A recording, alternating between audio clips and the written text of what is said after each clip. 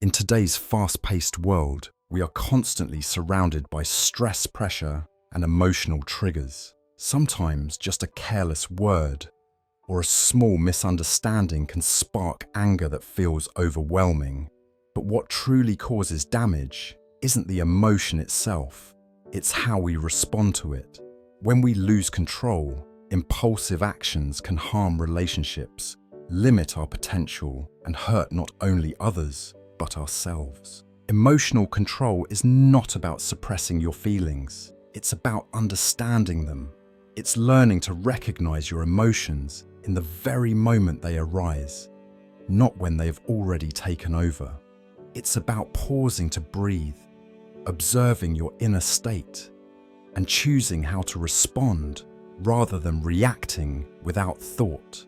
Mastering this skill can reduce stress, bring clarity, and strengthen the quality of your relationships. Remember, emotionally intelligent people aren't those who never get angry, but those who know how to move through anger without causing harm. If you're looking to build emotional strength, improve your relationships, and live a calmer, more intentional life, don't forget to subscribe to the channel.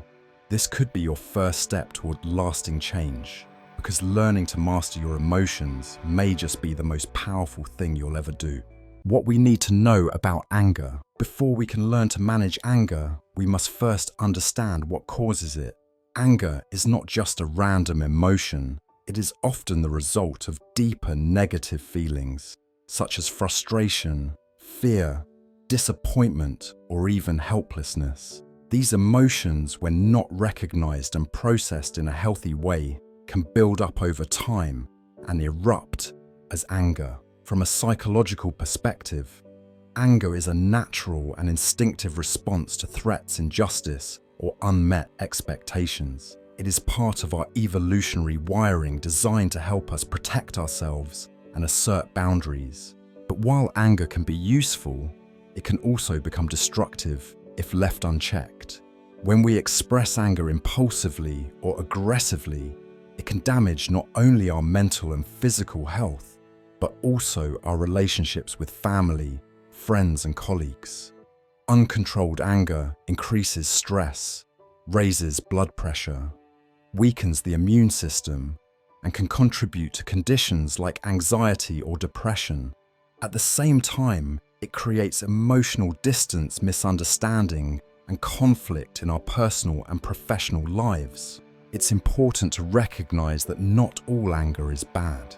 In fact, anger, when properly understood and expressed, can be a powerful tool for growth and transformation. Whether anger becomes a positive or negative force depends largely on how we express and process it. If we handle our anger with awareness and self-control, it can become a guide rather than a weapon. This is where the idea of an anger handbook comes in, a personal set of skills and strategies that help us manage anger in a mindful and productive way. Anger, when expressed constructively, can bring clarity.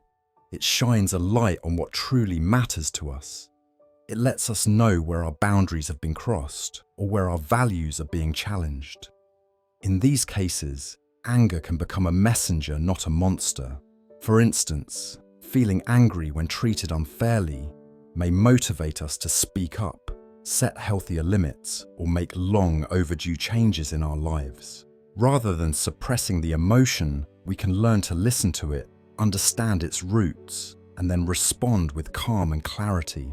Psychologists and mental health experts agree that moderate levels of anger can even offer psychological benefits. Research shows that when we acknowledge our anger without shame or fear, we are more likely to confront problems directly, take initiative, and advocate for ourselves. In fact, in some cases, anger can boost motivation and help us stay focused on our goals. The key, however, is not to let anger consume us, but to use it wisely. Managing anger is not about avoiding conflict or bottling up emotions. Instead, it's about transforming that emotional energy into something meaningful. This might involve pausing to take a deep breath, naming what we feel or expressing our frustration through honest but respectful communication. Sometimes it means stepping away to cool down before returning to a difficult conversation. Other times it means writing things down, meditating, or simply being aware of the physical sensations in our body as anger arises. One of the most powerful tools for managing anger is self-awareness. By observing our thoughts, bodily sensations, and habitual patterns, we begin to see how anger shows up in our lives. We can then explore questions like, what usually triggers my anger? Is there a specific pattern? Do I tend to lash out, or do I shut down and withdraw? And more importantly, what is my anger trying to tell me? Learning to manage anger is not an overnight task. It takes patience, practice, and a willingness to look within. But the rewards are worth it. As we grow more skillful in navigating our emotional landscape, we begin to feel lighter, freer, and more in control. Our relationships become more authentic. Our communication becomes clearer, and we begin to trust ourselves more, not because we never get angry, but because we know how to meet anger with understanding, not fear. In the end, anger is not something to be feared or avoided. It is something to be understood, respected, and gently guided. Like fire, it can either burn or warm depending on how we use it. What is anger therapy? Although the field of anger therapy is still evolving, there's a growing recognition of its importance in emotional well-being. Modern life, with its relentless pace, constant disruptions, and rising uncertainty, has left many of us more emotionally strained than ever. Even those with calm temperaments can find themselves overwhelmed by irritation, frustration, or outright rage. And in the aftermath of the COVID-19 pandemic, the emotional pressure has only intensified. From job insecurity to social isolation, from shifting routines to rising health concerns, we have all faced an invisible accumulation of stress that often shows up as anger, sometimes quietly, sometimes explosively. This is why we need to seriously consider safe and effective ways to release anger, rather than suppress it or let it fester. According to Dr. Sherry Jacobson, clinical director and founder of Harley Therapy, many mental health conditions stem from unexpressed emotions. If we don't allow space for these emotions, we end up struggling psychologically. But when we release them in safe ways, we can soothe them much like scratching an itch to prevent it from becoming unbearable. Anger, when denied or buried, doesn't simply disappear. It lingers beneath the surface, subtly influencing our thoughts, behaviors, and relationships. Over time, this hidden emotional load can manifest as anxiety, depression, or even physical ailments. On the other hand, releasing anger in healthy, structured ways can actually lead to emotional healing. This is the core idea behind anger therapy. Anger therapy is not about encouraging rage or promoting aggression. It is about creating a safe space, whether in the form of guided sessions, journaling, creative expression, physical movement, or breathwork, where individuals can explore and express their anger honestly and without judgment. The goal is not to avoid anger, but to understand its roots, its signals, and its purpose. Much like sadness points to what we've lost, anger often points to where our boundaries have been violated or where our values are being challenged. In this sense, anger is not the enemy, it is a messenger.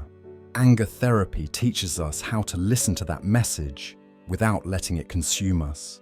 Through this process, we learn emotional regulation, self-awareness, and healthy forms of release. In today's emotionally charged environment, having a personal anger practice can be just as essential as regular exercise or a balanced diet. It could be as simple as learning to breathe deeply when upset, taking a walk to cool down, hitting a punching bag in a safe space, or talking openly with a therapist about long-held resentments. These actions don't make us weak, they make us emotionally mature. Ultimately, safe and mindful anger expression is not only healing for the individual, it's also essential for building healthier communities. When people have access to tools for emotional release, they are less likely to lash out, hurt others, or turn pain inward. Anger therapy offers not just relief, but resilience, and perhaps even peace. Let me tell you a story about Ethan Parker. Ethan Parker was known in his circle as brilliant, driven, and unfortunately short-tempered. At 37, he had built a solid career as a senior product designer in a rising San Diego tech firm. But behind his innovative ideas and sharp presentations was a man whose emotions often ran ahead of his judgment. His wife, Claire, a high school counselor with a gentle voice and unshakable calm, had seen it more than once how a single misinterpreted comment could spiral Ethan into hours of tension. One Thursday evening, Ethan stormed through the front door, slammed his laptop on the dining table and muttered under his breath. Claire looked up from her book. "Long day?" she asked, knowing the answer but offering him a bridge. "Derek blamed me in front of the whole team for something I flagged 2 weeks ago. And nobody said anything," Ethan growled, pacing. Claire said nothing at first, then quietly suggested, "Maybe you need a walk. Just 15 minutes around the block. Breathe a little before you let this take over your night." At first, Ethan resisted. He felt that rush in his chest, the tightening behind his eyes. But something in her voice, steady, rooted, cut through. He grabbed his jacket. The night air was cool and quiet. Each step softened the sharpness inside him. With every breath, the heat of the moment lessened, and by the time he returned home, the need to fight had dissolved into clarity. The next morning, instead of writing the angry email he had composed in his mind, Ethan asked himself 2 questions. What do I actually want to say? And what outcome do I want from this conversation? That alone changed his tone. Over time, Claire taught him the small but powerful techniques that had helped so many of her students. When his anger built, she encouraged him to ask himself whether he was tired, hungry, or dehydrated. A simple check-in that often revealed he was just running low on energy. "Don't expect a wise decision when your body's starving," she would remind him gently. Slowly, Ethan adopted the habit of keeping protein bars and a water bottle at his desk, and noticed how less reactive he felt during long meetings. At night, when he couldn't shake a stressful conversation, he began to write in a small notebook Claire gifted him just a few thoughts before bed. The act of writing not only soothed his nerves, but also gave his anger somewhere safe to go. One evening, after a particularly hard day, Claire found him sitting in the backyard scribbling. "What are you writing?" she asked softly. Ethan looked up, smiled faintly. "A list of the good things Derek's actually done. I need to remind myself he's not just the guy who annoys me." Claire smiled back. "That's emotional maturity."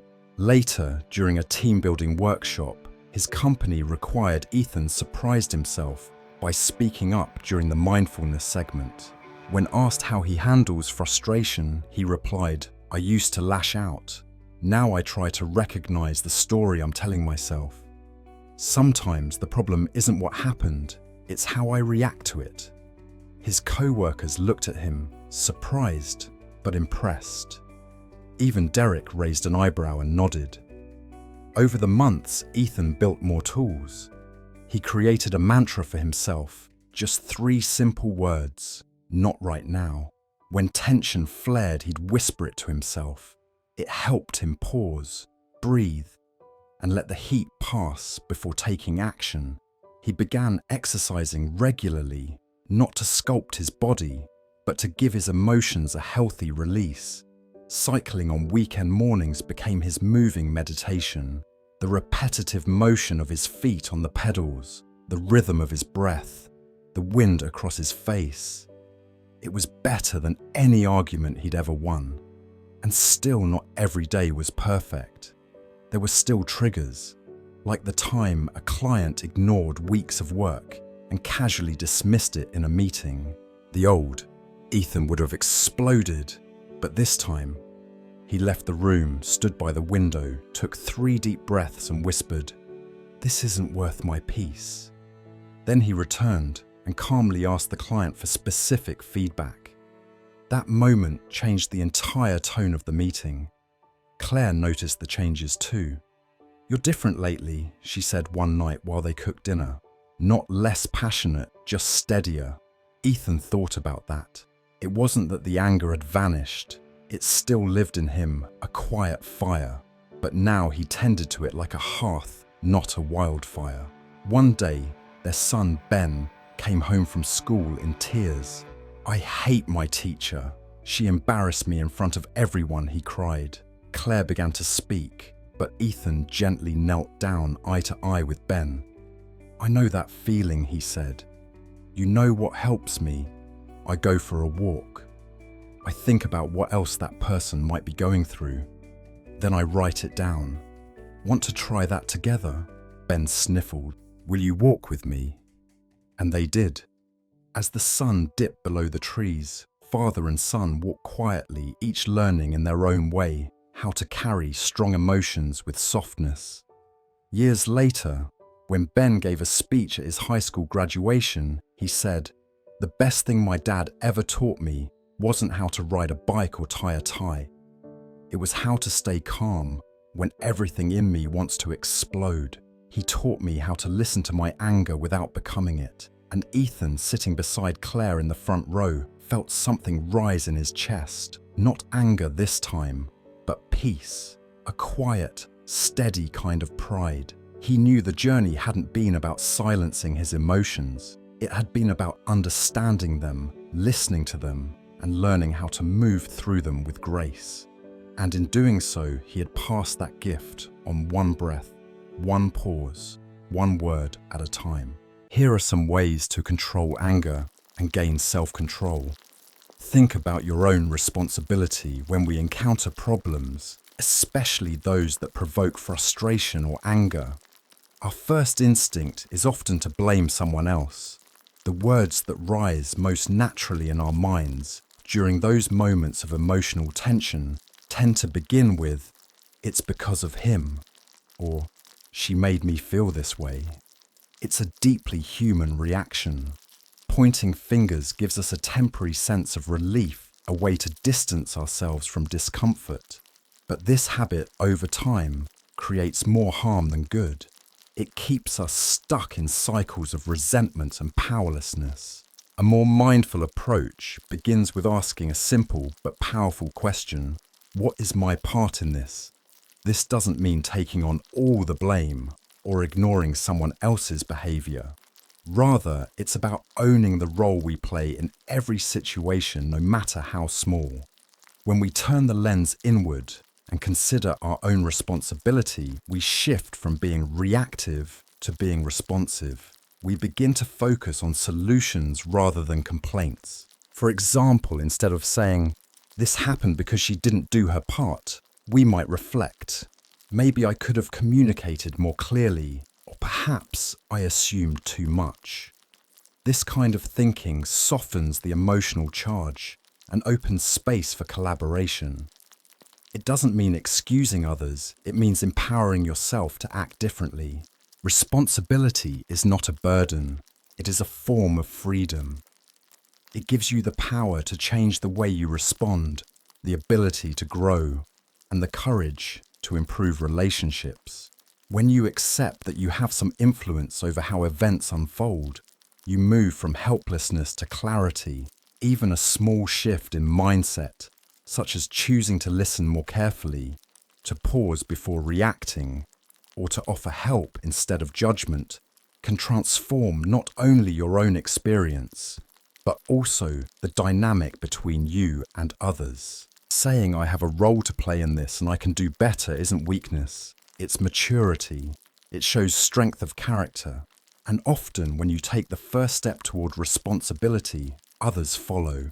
You become someone who builds bridges rather than walls, someone who leads with understanding instead of blame. In moments of conflict or tension, try to pause and ask yourself, what can I take responsibility for here?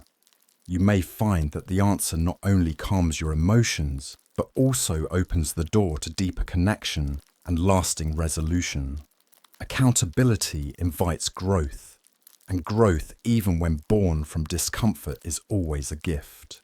Avoid negative thinking. Negative thinking has a subtle but powerful influence on our emotional well-being. When we fall into patterns of pessimism, our thoughts often spiral downward, pulling our emotions with them. Over time, this mindset increases. Stress drains motivation and fosters a sense of hopelessness or discouragement. It's easy to become trapped in this cycle, especially when things go wrong, when plans fail, or when we make mistakes. But it's important to remember that our thoughts are not always facts. They are interpretations often shaped by fear habit or past pain. Instead of allowing these negative thoughts to grow unchecked, we can practice awareness and gently redirect them. The first step is acceptance, acknowledging what is happening without exaggeration or denial. This means being honest with ourselves without judgment. We might ask, what did I do wrong, or what can I learn from this? These questions are not about blame, they're about growth. They help shift our focus from defeat to improvement. It can also help to put things in perspective. Many times, the situations we fear or regret aren't as terrible as they seem in the moment. When we step back and reflect, we may realize this isn't the end of the world, or maybe I overreacted, or even I can handle this better next time. These small shifts in thinking create space for calm and eventually for optimism. Positive thinking is not about pretending everything is perfect. It's about choosing a more constructive way to respond to imperfection. It means finding the courage to believe that things can get better even when they feel difficult. It's about telling yourself, I made a mistake, but that doesn't define me, or this is tough, but I've been through worse and survived. When we allow positive thoughts to surface, we begin to feel lighter, more balanced, and less overwhelmed. Our mindset affects everything from how we communicate to how we solve problems and move forward. A small moment of optimism can shift an entire day, and over time, these moments add up to a more resilient, hopeful life. The mind is like a garden. If we keep watering only the weeds of self-doubt and negativity, they will grow wild and take over. But if we pause, breathe, and choose to plant seeds of patience, compassion, and optimism, we will begin to see a different kind of growth. One that supports our well-being, strengthens our relationships, and brings peace. So the next time your mind starts to spiral into worst-case scenarios, pause and ask, is this really as bad as I think? Try shifting just one thought toward a more hopeful direction. You may be surprised how much better you feel, not because the situation changed, but because your way of seeing it did. Focus on solving the problem, not on arguing. It's easy to fall into the trap of blame when something goes wrong. In the heat of the moment, our emotions often take over, and we find ourselves pointing fingers, raising voices, and arguing about who did what. But as satisfying as it might feel to express anger or frustration, arguing rarely leads to a solution. In fact, it often makes the situation worse, creating more distance, more resentment, and more confusion. The truth is, no one is perfect. Everyone makes mistakes. Whether intentional or accidental errors are part of being human. So when something goes wrong, whether it's at work, in a relationship, or within a team, the most productive response is not to attack the person who made the mistake, but to focus on the problem itself. Shifting from blame to collaboration is a sign of emotional maturity, and a powerful way to build trust. Instead of saying, "This is your fault," we can pause and say, "Let's look at what happened and how we can fix it." That small shift in language changes the entire tone of the conversation. It turns confrontation into cooperation. It moves us from defensiveness to problem solving. Blaming others may feel like a release, but it keeps everyone stuck in the past. By contrast, focusing on a solution creates momentum. It opens the door for understanding, forgiveness, and progress. It's also more respectful. When we prioritize fixing the issue, rather than punishing the person, we show that we care more about the outcome than our ego. Of course, this doesn't mean we ignore mistakes or pretend they didn't happen. Accountability is important, but accountability doesn't have to be harsh. It can be firm and fair. It can come with compassion. After all, you've likely made mistakes yourself and probably hoped for patience rather than judgment. Offering that same grace to others not only helps resolve the issue faster, but also strengthens the relationship. Next time you feel anger rising in a difficult situation, try asking yourself, am I trying to solve the problem, or am I just trying to be right? That single question can change your approach. It helps you step back from the drama and focus on what really matters moving forward. Whether it's fixing a broken plan, repairing a misunderstanding, or dealing with a team error, your energy is better spent on collaboration than conflict. When both parties feel heard, respected, and united by a common goal, resolution becomes possible. In the end, people won't remember every mistake you made, or even every mistake they made, but they will remember how you made them feel during the hard times. So choose calm over chaos. Choose understanding over accusation. And most importantly, choose solutions over arguments. Let go of resentment and hatred. Holding on to resentment or ill will towards someone may feel justified at first. After all, when someone hurts us intentionally or not, it's natural to feel pain, anger, or disappointment.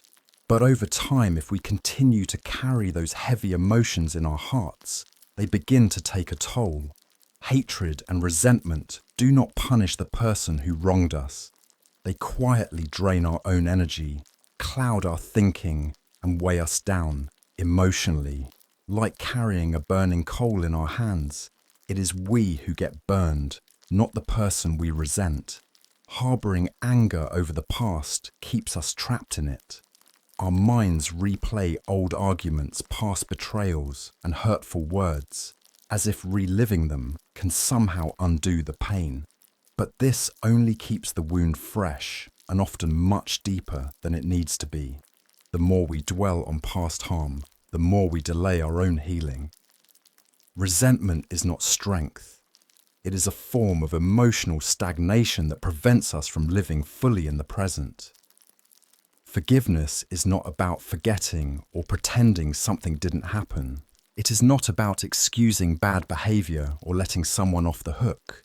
Forgiveness is about freeing yourself. It is a decision to no longer carry the weight of what someone else did. It is an act of self-care. When you forgive, you reclaim your peace. You choose to stop letting a painful moment control your future. Letting go doesn't mean you need to reconcile with everyone or allow toxic people back into your life. It means accepting that the past cannot be changed, but your future still holds infinite possibility. When you let go of hate, you make space for joy. When you release bitterness, you allow compassion and lightness to return. This is not weakness, it is emotional strength. You may find it helpful to repeat quietly to yourself, I choose peace. I release the past. I make space for happiness. Even if you don't fully believe it at first, the practice of turning toward hope begins to shift your inner world. Day by day, the grip of anger loosens, and something softer takes its place, something that heals. Imagine what your life would feel like without the weight of old resentment. Imagine waking up not in conflict with your memories, but in peace with the present. That future is possible, and it begins with a simple, powerful act, letting go. So take a breath and ask yourself gently, is this pain helping me grow, or is it holding me back? If it's the latter, consider releasing it, not for them, but for you. A lighter, freer, more joyful life is waiting on the other side of forgiveness. Write down the good things when you feel hurt, disappointed, or angry at someone. Your first instinct may be to react, to argue, to judge, or to pull away. But instead of fueling the fire of anger, there is a gentler path you can take. Pause. Find a quiet space and begin writing down the good things that person has done for you. As simple as it sounds, this small act of reflection has the power to shift your entire emotional landscape. It's easy to focus on someone's flaws when emotions are running high. Our minds naturally zoom in on the moment they let us down, the words they said, or the expectations they didn't meet. But when we pause to reflect, we often realize that a person is more than their worst moment. By writing down what you appreciate about them, the kind gestures, the times they supported you, the ways they brought joy into your life, you allow space for a more balanced perspective to emerge. This practice doesn't erase what happened. It doesn't excuse wrongdoing or invalidate your feelings, but it helps you step out of a reactive mindset and into a more compassionate, grounded state of mind. It allows you to see the full picture, not just the pain, but also the good. And in doing so, you are being fair, not just to them, but to yourself. Gratitude is a powerful emotional regulator. When we choose to remember the reasons we once cared for someone, we soften the sharp edges of conflict. We remember that people are complex, that those we love can also make mistakes, and that we too have likely disappointed others at some point in our lives. You might begin by writing, "I'm angry now, but I also remember when they stood by me, or I felt hurt. But I can't forget the times they made me smile." Let it be honest. Let it be messy. This is not about pretending to be okay. It's about reclaiming clarity and compassion. Through this process, you may find that your anger quiets, not because the situation is fixed, but because your heart is more spacious. Judgment turns into understanding.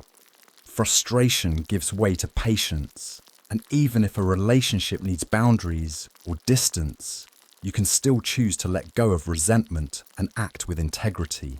Ultimately, writing down the good things is not just a kindness to others, it's a gift to yourself. It helps you stay centered in your values, remember the bigger picture, and move forward with peace. It's a practice in emotional maturity. And it reminds us that even in conflict, we can choose grace. So the next time you're overwhelmed by anger or disappointment, take a moment. Sit with your thoughts, put pen to paper, and see what goodness you might rediscover in the quiet honesty of gratitude. Learn to face difficulties. Life is filled with challenges. At times, we may sense that hardship is waiting just around the corner. Whether it's a tough conversation, a major life change, or an emotionally draining situation. When we know difficulties are ahead, our instinct might be to avoid them, delay them, or pretend they don't exist. But avoidance doesn't bring peace. It only increases anxiety. True strength comes from learning to face hardship directly with courage and clarity. Rather than running from discomfort, we can train ourselves to move through it. Facing difficulties doesn't mean being unshaken or emotionless. It means being prepared. It means developing the emotional awareness and self-regulation necessary to stay grounded even when circumstances are turbulent. One practical way to prepare for difficult situations is by practicing discussion and debate in calm settings. Engaging in structured conversations where opposing ideas are shared respectfully teaches us how to manage pressure, stay focused, and listen without losing control. It strengthens our ability to stay present during conflict and to respond rather than react. By rehearsing tough conversations or role-playing challenging scenarios with someone you trust, you become more familiar with the feelings that arise: nervousness, frustration, defensiveness, and you learn how to handle them. So when the real moment comes, you're not caught off guard. Instead of letting emotions take over, you can pause, breathe, and express yourself with purpose. Facing difficulties also builds resilience. Every time you confront a problem, instead of running from it, you build inner confidence. You begin to realize that fear loses its power when met with action, that even if you stumble or make mistakes, you can still grow stronger through the process. This mindset shift from avoidance to readiness can transform your relationship with stress. You begin to see challenges not as threats, but as opportunities to develop new skills and deeper wisdom.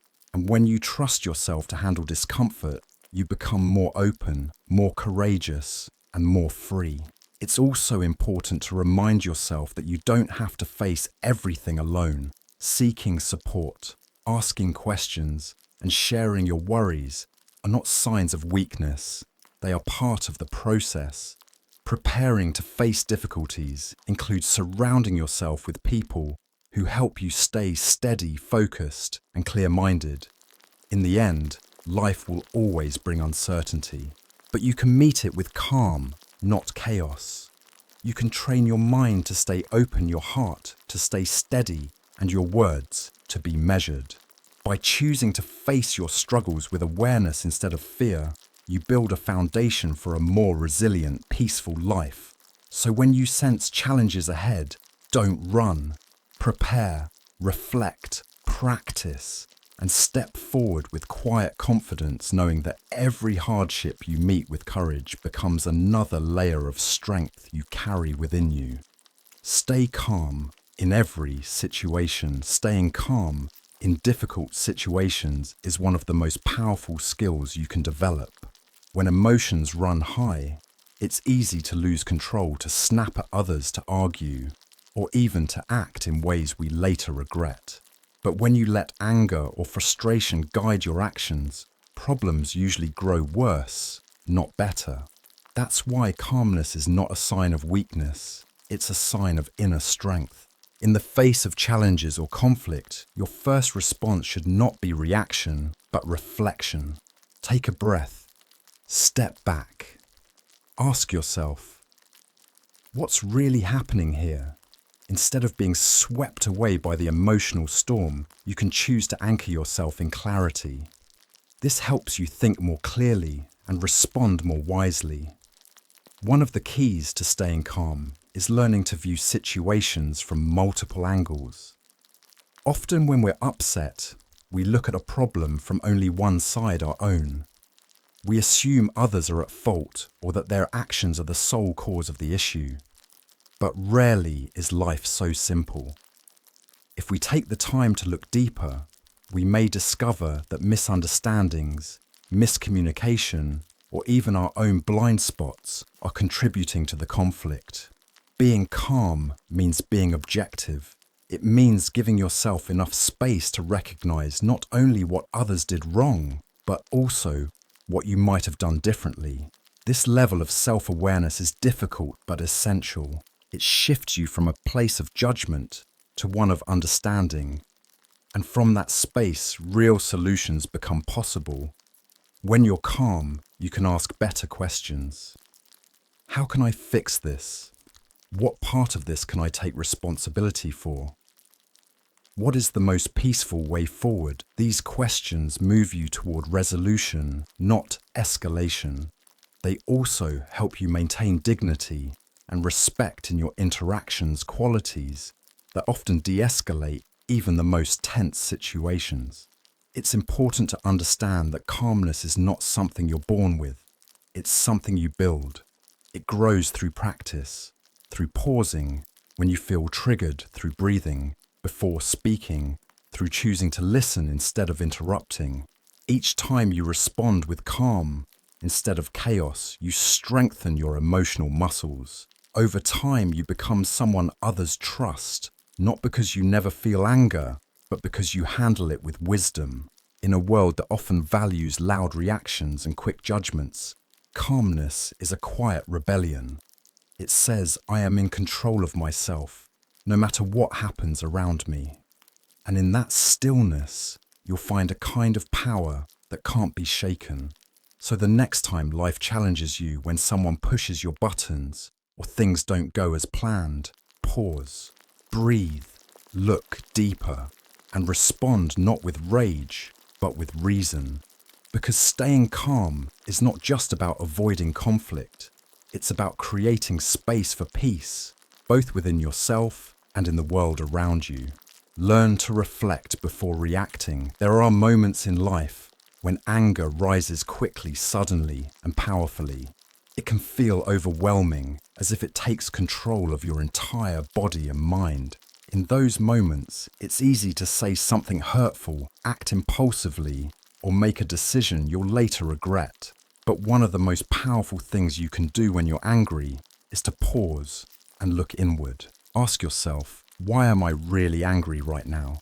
Often anger is just the surface. Beneath it might be hurt, disappointment, fear, or even a sense of injustice.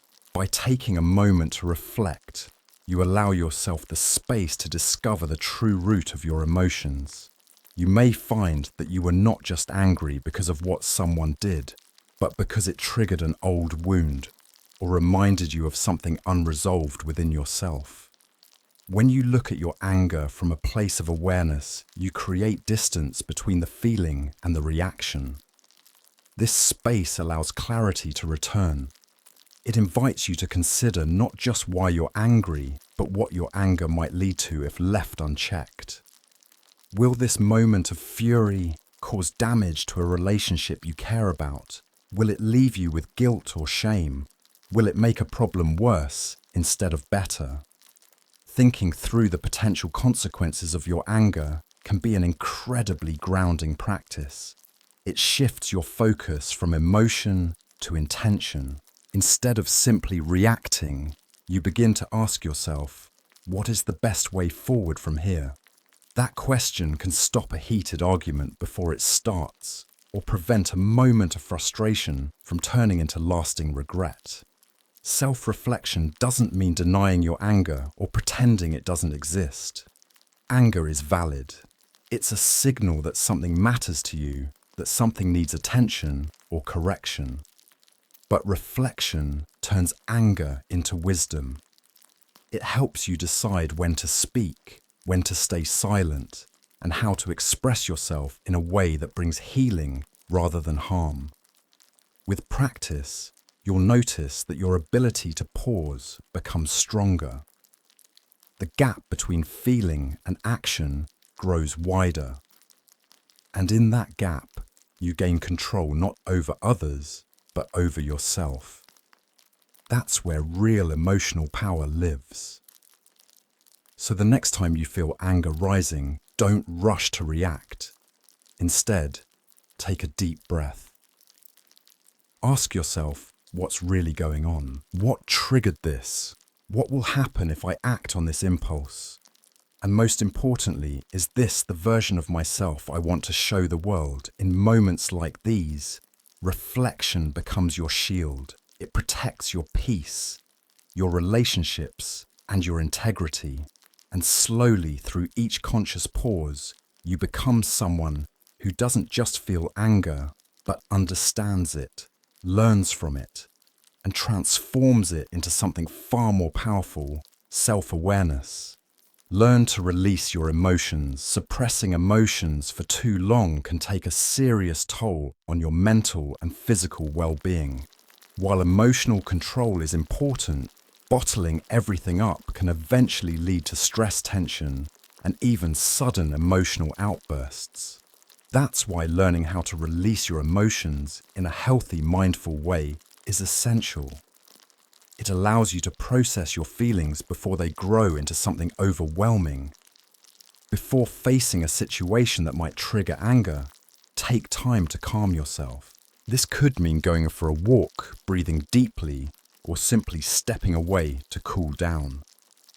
Giving yourself space to feel and reflect reduces the intensity of your emotional response and gives you more control over your reactions. Talking regularly with someone you trust can also work wonders. Whether it's a close friend, a family member, or your mother, opening up about your feelings in a safe space helps relieve emotional pressure. Speaking your truth out loud, even in simple words, can make you feel lighter and more supported. Physical activity is another powerful tool for managing emotions.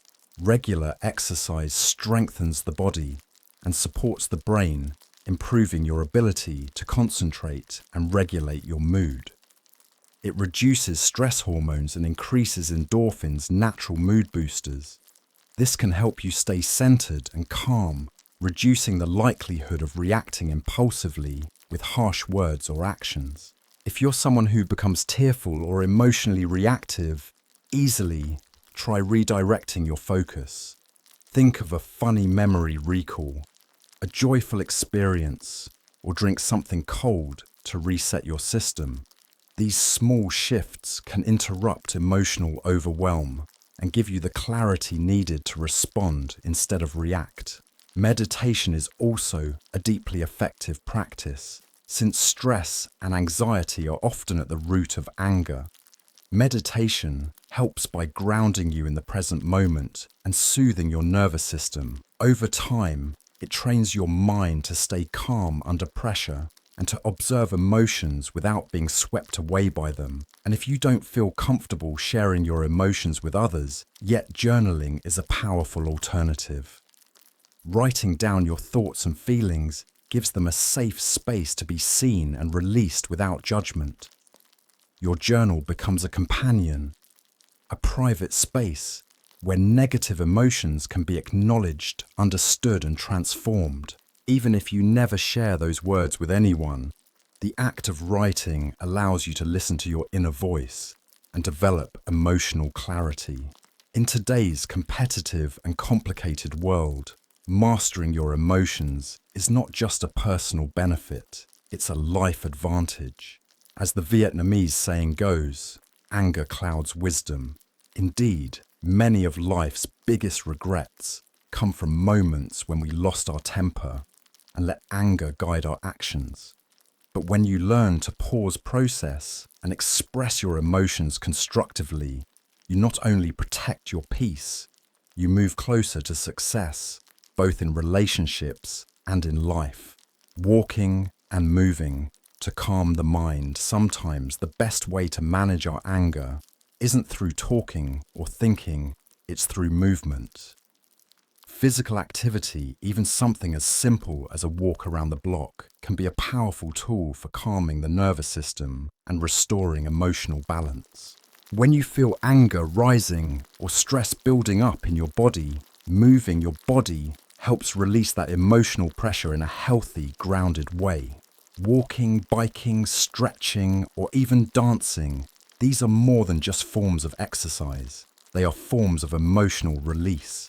When your heart rate rises, your breathing deepens, and your muscles engage, something shifts internally. The tension that once clouded your thinking begins to lift. Movement helps regulate your nervous system, quiet your mind, and bring you back to the present moment. Anger is not just a mental experience. It lives in the body. Your heart races, your jaw clenches, your fists tighten. These are signs that your body is holding on to the emotion. When you move, you give anger somewhere to go. You don't have to shout or explode. You simply allow your body to carry the emotion out through sweat, breath, and rhythm. Taking a walk outdoors can be especially powerful. Nature has a natural calming effect. The breeze on your skin, the sound of birds, the way sunlight filters through the trees. These subtle details bring your awareness back to the present and away from the story in your head. Even a 10-minute walk can reset your mood and help you think more clearly. Cycling is another great option. The repetitive motion of pedaling can create a meditative rhythm, grounding your thoughts and helping you focus. The physical effort also releases endorphins, your body's natural feel-good chemicals that can lift your mood and reduce the intensity of negative emotions. The goal isn't to run away from your anger, but to move through it. When your body is active, your mind becomes more flexible. You're better able to reflect, to listen, and to respond wisely rather than impulsively. You create space between the emotion and your reaction, and in that space, you find power and peace. Even if you're not an athlete or a fan of exercise, remember movement doesn't have to be intense to be effective. A slow walk, deep breathing while stretching, or gentle yoga can do wonders. What matters is that your body is engaged, your breath is steady, and your attention is present. So next time you feel overwhelmed before you say something you might regret, or let anger take over, step outside. Move your body. Let the motion carry your emotion. You may come back with a clearer mind, a calmer heart, and a deeper sense of control. Repeat a mantra to calm your anger. In moments when anger begins to rise, our thoughts often race, our heartbeat quickens, and everything inside us feels on edge. During these times, it can feel as if we're being swept away by emotion, unable to pause or think clearly. One simple yet powerful tool to regain control is the use of a calming phrase. A personal mantra you can repeat silently or softly to yourself. This phrase acts as an anchor, pulling you back to the present and away from the storm of reactivity. A calming mantra doesn't need to be complicated. It can be as simple as stay calm, just breathe, this feeling will pass, or I am in control. The key is to choose a word or sentence that speaks to you, something that reminds you of peace, safety, or patience. Repeating it over and over, especially when your anger feels like it's about to boil over, helps interrupt the emotional escalation and gives your mind a place to rest. When you say the mantra aloud or in your mind, you shift your focus. Instead of feeding the anger with thoughts like, this isn't fair, or they shouldn't have done that, you redirect your attention to something grounding and steady. This repetition helps you slow down your breathing, soften your body, and return to a sense of inner balance. Think of it like a mental reset button. Just as a child may feel soothed by a lullaby or a gentle voice, your mind can be soothed by your own intentional words. Over time, your chosen phrase becomes a familiar cue for your body and brain to relax. It's a practice rooted in mindfulness and self-regulation. You can also combine your mantra with deep breathing for greater effect. For example, inhale while silently saying, breathe in calm, and exhale while saying, breathe out anger. Or simply repeat, this will pass with each breath. In doing so, you create a rhythm that quiets the chaos and invites clarity. It may feel awkward at first. You might even doubt its effectiveness. But with repetition, this practice becomes a habit, a gentle, reliable tool in your emotional toolkit. You might be surprised at how something so simple can hold so much power. You can use this technique not only in moments of anger, but also when facing anxiety, overwhelm, or stress. The mantra becomes a steady companion, always available, always ready to help you return to yourself. So the next time you feel anger start to rise, try pausing for just a moment. Close your eyes if you can, take a deep breath and repeat your phrase slowly, softly, with intention. Stay calm. Just breathe. This too shall pass. Let the words hold you. Let them bring you back. Because sometimes all it takes is one steady phrase to carry you through even the fiercest storm. Recharging your body to calm your mind, one of the most overlooked causes of emotional distress, especially anger and anxiety, is simple physical depletion. When you're hungry or dehydrated, your body enters a state of mild stress. Your mind becomes foggy, your patience thins, and even the smallest inconvenience can feel like a crisis. No matter how much you try to reason with yourself or calm down, it's nearly impossible to think clearly or respond peacefully when your body is running on empty. Human survival instincts are deeply wired. When your basic needs like food and water are unmet, your nervous system perceives it as a threat, even if you're not consciously aware of it. That threat response can easily show up as irritability, frustration, or even sudden anger. In those moments, you're not just in a bad mood. You're operating from a place of physiological stress. That's why one of the most compassionate things you can do for yourself is to check in with your body before you try to calm your mind. Ask yourself simple questions. Am I hungry? When was the last time I drank water?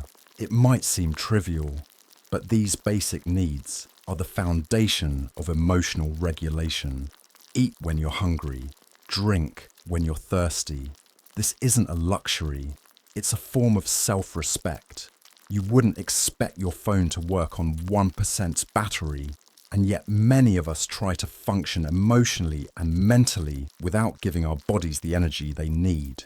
When your body is nourished, your brain has the resources to think more clearly, reflect more deeply, and respond more calmly. You may notice that when you're well fed and hydrated, situations that once felt overwhelming become manageable. Your reactions soften. Your patience stretches a little further. You're able to take that extra breath, listen with more openness, and speak with more care. That's not just emotional intelligence, that's physical readiness, supporting emotional stability. Creating a habit of checking in with your physical state is a powerful form of self-awareness. It doesn't mean you'll never feel anger or sadness. It just means you'll be better equipped to understand and handle those emotions. Because when your body is running low, your emotional resilience runs low too. So before you jump to conclusions or react impulsively, pause and do a quick scan. How do I feel physically? Have I eaten enough today? Am I dehydrated? Am I sleep deprived or low on energy? Sometimes a small snack, a glass of water, or a few minutes of rest can shift your entire mood. Taking care of your body is not separate from taking care of your emotions. It's deeply connected. In a noisy, demanding world, listening to your body's signals is an act of quiet strength. And when you meet those needs with kindness, you create a foundation of calm from which better choices naturally follow. What can we learn from our anger? Anger is often seen as something to be feared, suppressed, or hidden away. Yet if we learn to understand it rather than fight it, anger can become one of our most powerful emotional teachers. It is not a flaw in our personality, nor a sign of weakness or instability. In fact, anger is a natural human emotion that everyone experiences at some point in life. It arises not out of evil or cruelty, but often from a sense of helplessness, injustice, or lack of control over a particular situation. The question is not whether we should feel anger, but what we choose to do with it when it arises. The release of negative energy through anger can, under the right conditions, offer certain benefits.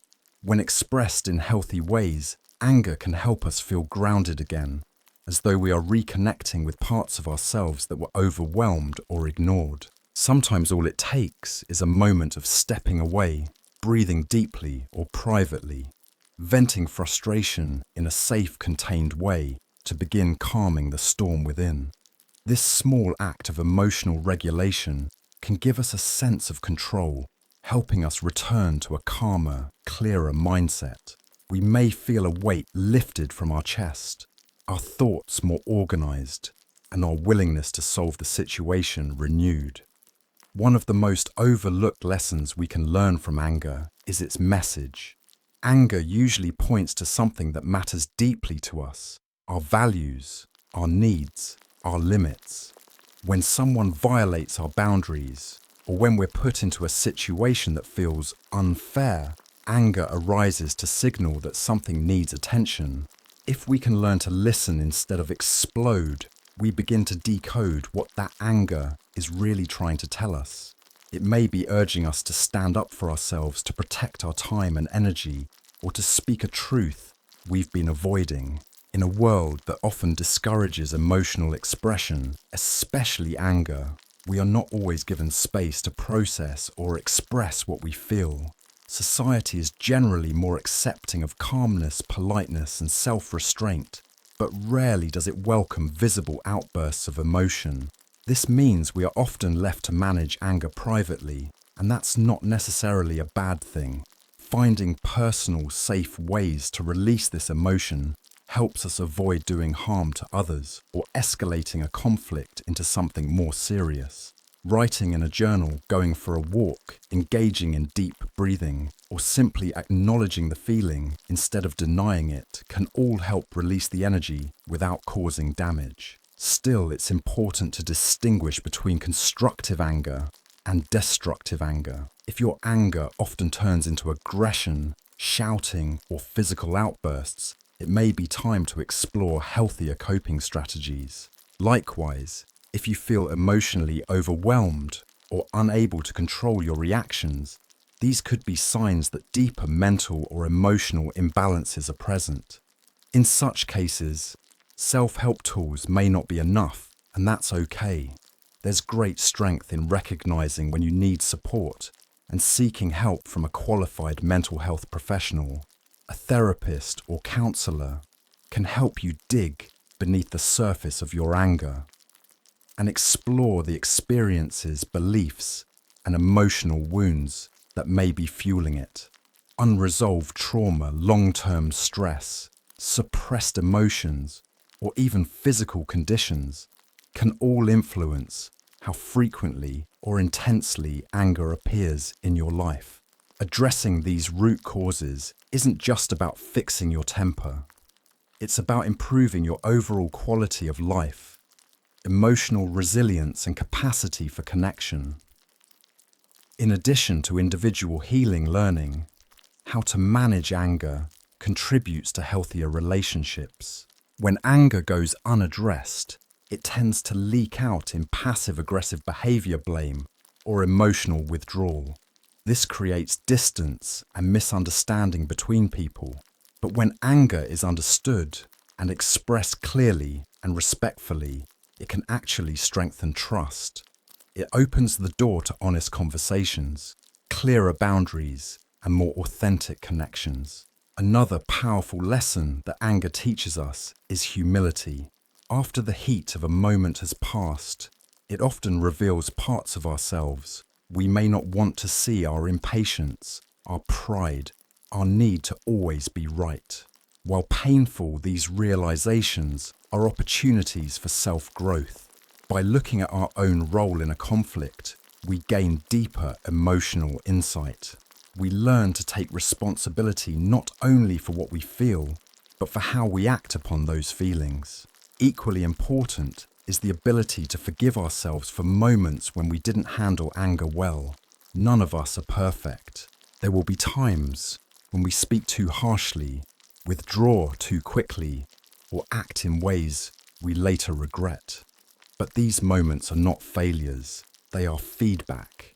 They remind us that emotional maturity is not about being calm all the time, but about learning and improving through each emotional experience. Ultimately, anger is not the enemy. It is a signal, a mirror.